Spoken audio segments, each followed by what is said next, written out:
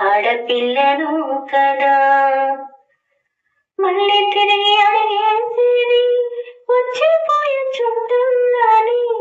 నేను పుట్టి పెరిగిన ఊరికి